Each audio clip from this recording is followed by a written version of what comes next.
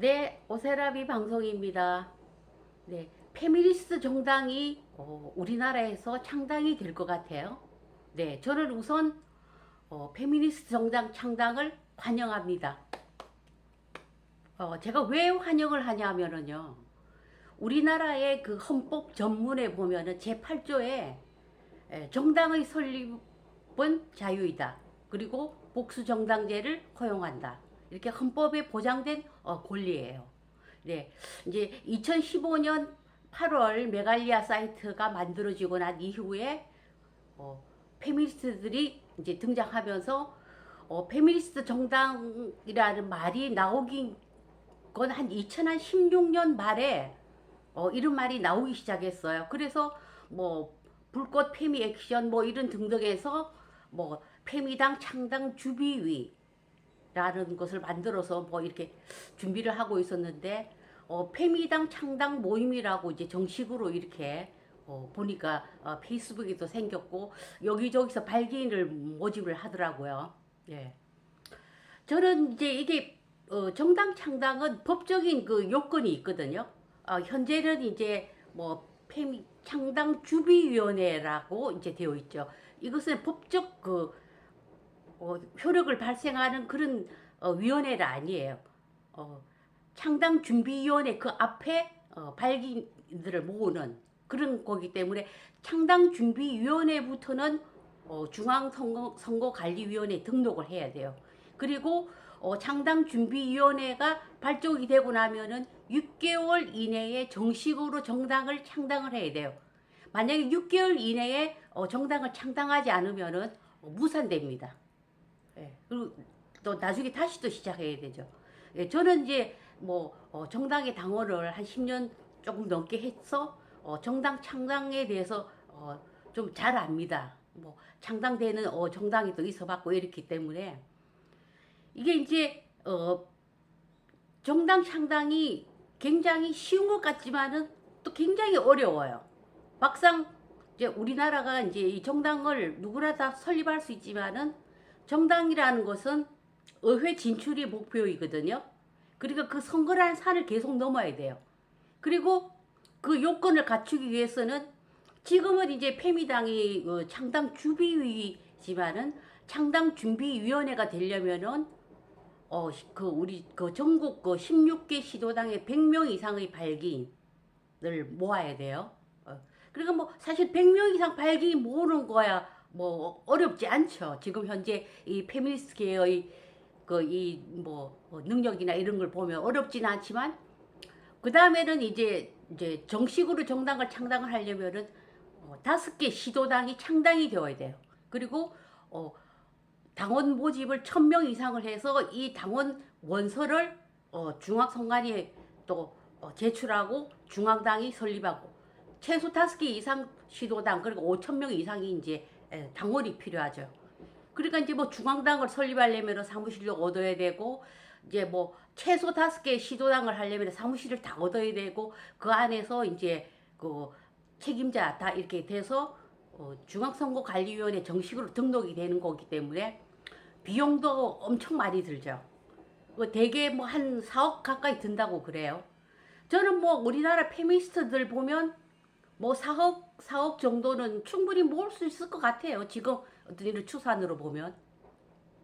그런데 우리가 여기서 이제 좀 주목해야 될 점은 왜 페미니스트 정당인가?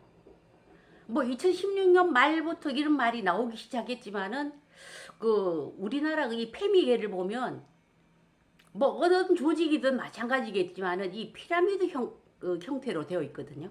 맨 꼭대기에 이제 상층부 정치 권력 이제 정식으로 의회에 진출한 어떤 정치 권력 그리고 현재 이제 뭐 더불어민주당에서 그 어떤 그 상층부 지도층의 집단이 있고 그 아래에 이제 뭐 또 중간 그 활동가들 여러 여성 단체가 있고 그 아래 또 이제 뭐 군소 정당 현재 이제 뭐 노동당 뭐 녹색당 정의당 그리고 각 또 어떤 그런 그 페미 동아리 이런 식으로 해서 그 밑에 이제 또 페미니스트들이 있고 이게 피라미드 형식으로 이렇게 되어 있거든요.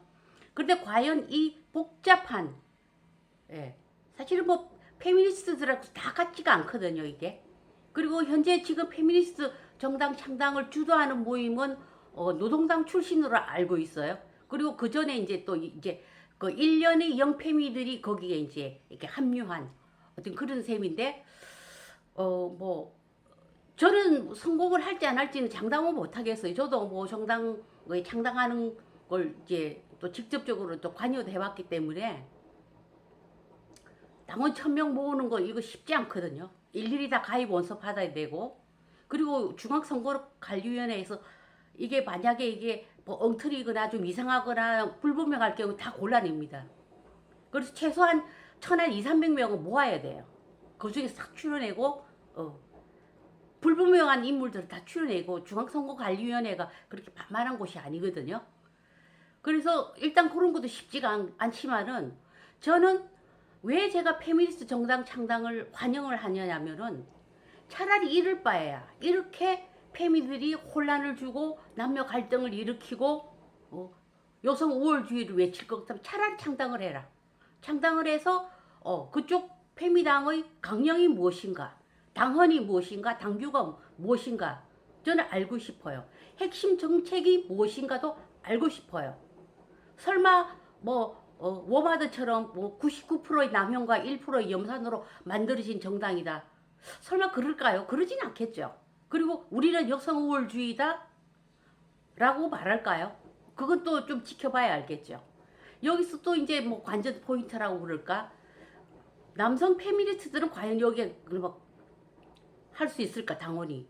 생물학적 여성으로 한정을 할까? 뭐 이런 점이 굉장히 궁금하고, 또 뭐 윤김지영, 뭐 이나영 같은, 또 손희정, 정희진 같은 그런 그 강단 페미, 또 페미니스트 네임드들은 또 여기에 어떤 역할을 하고 어느 정도 관여를 할까? 저는 굉장히 궁금하고 사실은 기대가 많이 돼요. 제가 이제 제 책 홍보는 아니지만 그 페미니즘은 틀렸다 해서 제가 그 페미니스트 정당에 대해서 간략하게 언급한 부분이 있어요. 전 세계에서 페미니스트 정당이 만들어진 곳은 스웨덴, 노르웨이, 핀란드 세 곳이에요. 제가 제 책에 그렇게 소개가 되어 있거든요. 그래서 스웨덴, 그 스칸디나비아 국가들도 1970년 초까지만 해도 이 레디컬 페미니즘이 굉장히 강한 곳이었어요. 정말. 왜냐하면 그 스칸디나비아 국가는 그 마르크스주의 유산이 굉장히 강한 곳이었어요. 그래서 그 노동계층에서 이 페미니즘 운동이 굉장히 활발하게 일어났던 곳이에요. 그래서 이 미국식 백인 페미니즘, 그러니까 지금 현재 페미니즘은 미국식 모델이고 백인 여성들이 만든 그 주장과 이상과 투쟁이거든요. 그리고 백인 그 엘리트 집단의 어떤 그런 그 페미니즘이에요.